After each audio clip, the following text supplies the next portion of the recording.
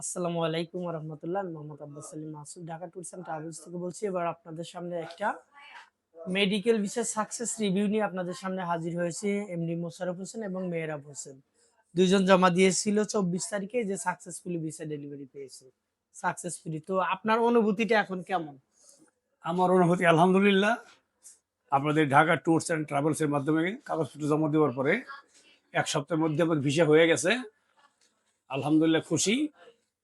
আপনি Dhaka tours and travels এর সন্ধান কিভাবে পেলেন?